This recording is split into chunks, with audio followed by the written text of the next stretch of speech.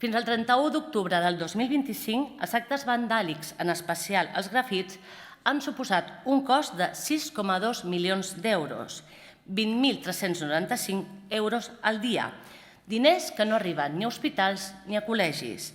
L'actual llei ferroviària, el del 2006, no respon adequadament a la realitat actual.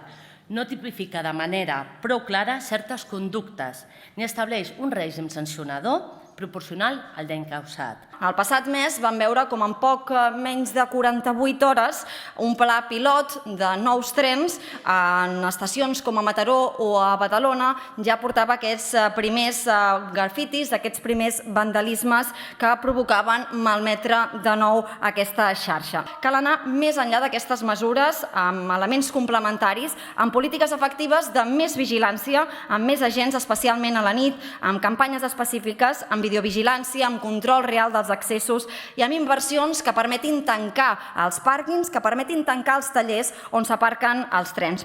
Pensar que augmentant les sancions resoldrem el problema és, com a mínim, deixin que ho digui, ingenu.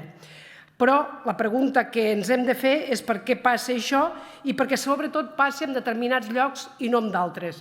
Perquè no passa igual a tot arreu, no passa igual a ferrocarrils, no passa igual a ferrocarrils de la Generalitat, no passa igual al metro de Barcelona, que també és de la Generalitat, i passa molt sempre al mateix lloc, que és Rodalies. I això no és una casualitat perquè és estructural.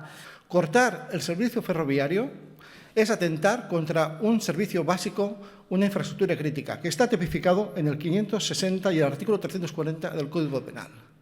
Y cuando se desaloja una vía, no es basta hacer el gamberro, vete a tu casa, sino imputarle los artículos que corresponden a esos delincuentes, a esos vándalos. Sí, aumentar las penas está bien, pero no va a servir de nada si desde la Consejería de Interior no se establecen los operativos necesarios para intentar afrontar este problema con ciertas garantías.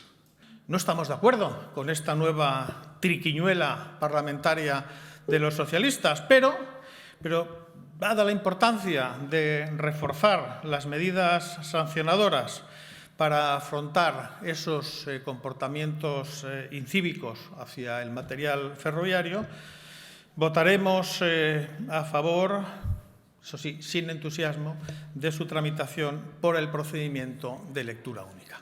Vostès amb aquesta llei es sumen d'alguna manera a aquell pensament màgic en matèria de seguretat, sense dades, que pensa que sempre que es pugin les sancions llavors tot anirà millor, oblidant que el que cal per garantir l'eficàcia de les lleis i de les sancions que suposa incomplir-les és la sensació de que hi haurà una conseqüència efectiva.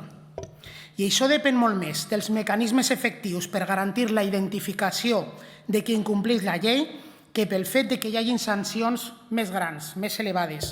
Més punitivisme pot donar més titulars, però no garanteix més eficàcia ni eficiència. La seva proposta sembla una mena de boc expiatori d'Adif, Renfe, el govern espanyol i el govern català, per focalitzar la culpa del mal funcionament de Rodalies a un agent extern en comptes de millorar tot allò que és directament culpa d'aquestes empreses i de l'administració.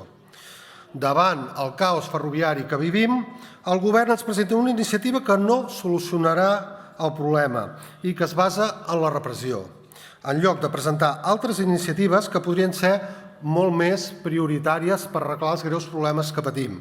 No es pot continuar normalitzant el deteriorament de l'espai públic. És inadmissible que algú es cregui amb dret d'embrutar, deslluir o destrossar el que és de tots i el que, recordem-ho, es neteja, saneja o arregla amb càrrec a les arques públiques que nodrim el conjunt de contribuents. És indecent que els catalans haguem de pagar 32.000 euros cada dia per netejar pintades als trens de Rodalies. Vist el resultat de la votació, aquesta proposició de llei es tramitarà en lectura única davant el ple.